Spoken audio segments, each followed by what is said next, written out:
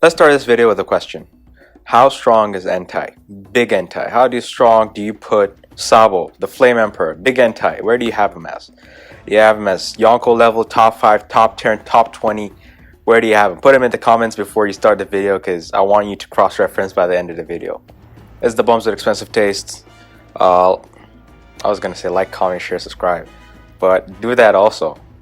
Welcome back to the Bums with Expensive Tastes. It's me, your host Ippo, and I'm here to talk about the character that is the Flame Emperor, Sabo. After chapter 1054, I believe, the Flame Emperor is in everyone's mind. Like, we have to talk about him. We have to establish this character. Like, going back, we have to start with a flashback, like where there was Sabo, Ace, and Luffy. We all know what happened. Like, they grew up together, and there was the explosion, or rather the celestial dragon that killed Sabo, quote unquote killed Sabo, and Dragon saved him, and he forgot everything. And then he grew up with Dragon. Dragon taught him haki. Fast forward, we found Sabo in Dressrosa. Now he's the second in command of the Revolutionary Army. So this is where it gets tricky. So when we found him, like, he was the second in command. So basically this man's went from nothing basically to second in command just with haki, nothing else. He didn't have a devil fruit. So he beat all these other bums like Marley and the rest of the bums. Sabo, like, he was clean with it. The Dragon Claw where he broke the Coliseum, that was a beautiful technique. And the question that everybody was asking since then was, how strong was he? Like, we saw the bounty where Lee said he had a 630, I believe, or 650 bounty.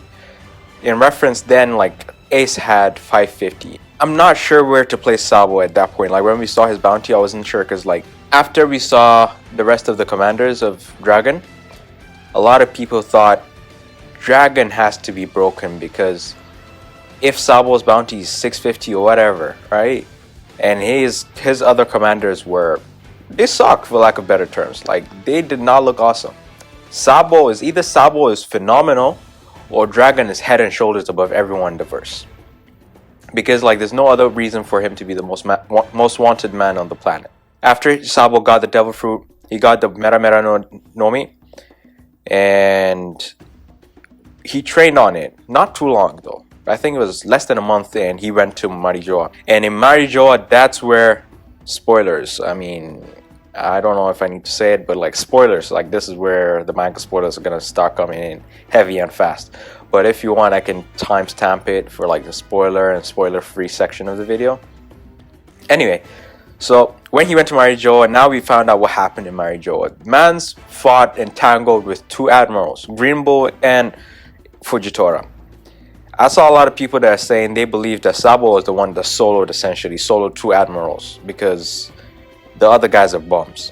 Kuma is out of commission. The rest of them they suck. Like, there's nothing more to say about them. Like, they're not amazing. They do not give you any hope. But then he went there, he pulled in, and I think at the very least he was tangoing, like, he was fighting one admiral like comfortably, and probably even like holding his own against the second admiral. So he was fighting two admirals at the same time while the rest of these bums were providing support. So I think Sabo, some people, like, I've been seeing people say Sabo Yonko level. I don't know, I'm not going to make such bold claims, but saying that I don't think is insane to me. It's not too insane because for Dragon to be such the most wanted man on the planet, if he has, basically it's two Yonkos chilling on his crew, like him and Sabo, especially now with the devil fruit, like, Sabo is Yonko level. Like, I would not argue that.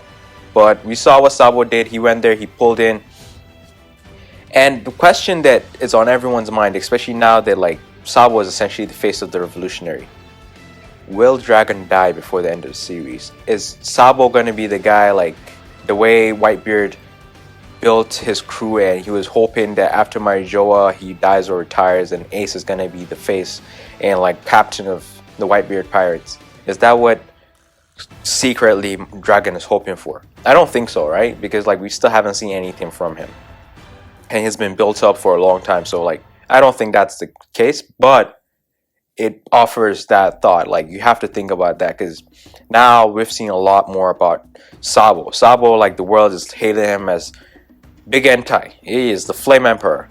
And also, fun fact, why I keep on calling him the Big Entei. Like that was the last move that Ace did, I believe.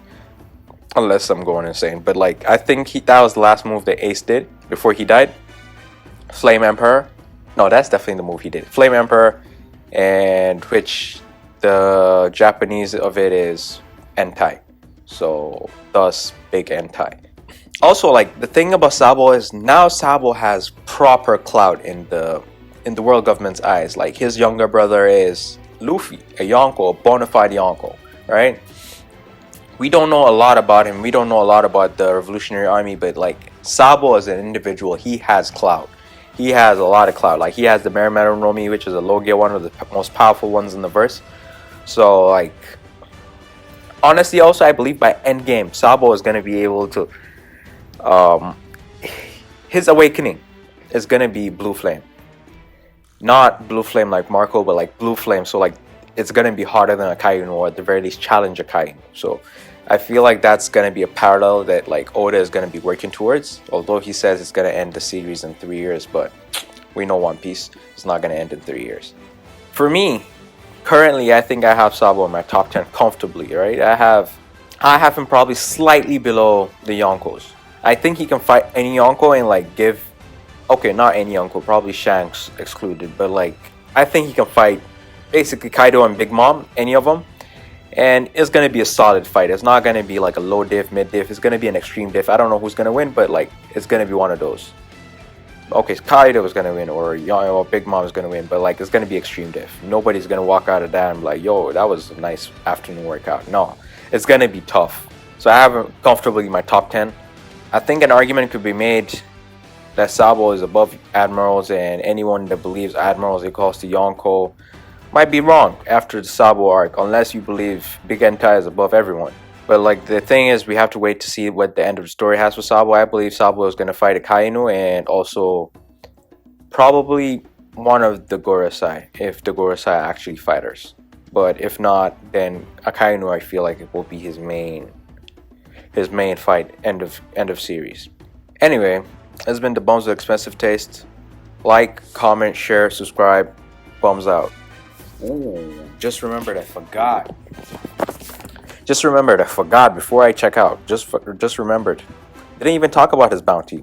Like after Flame Emperor, like I believe his bounty. Like I have to talk about his bounty before I leave. So let me come back.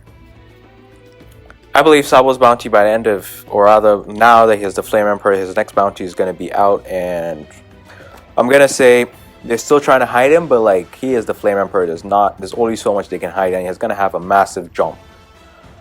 So I'm going to be bold and say he's going to have a 1.9 or 2.1 billion bounty. That's been my hot take for this video. Anyway, this has been the Bums with Expensive Taste. Like, comment, share, subscribe. Bums out. Thank you for 70 subs. Bums out.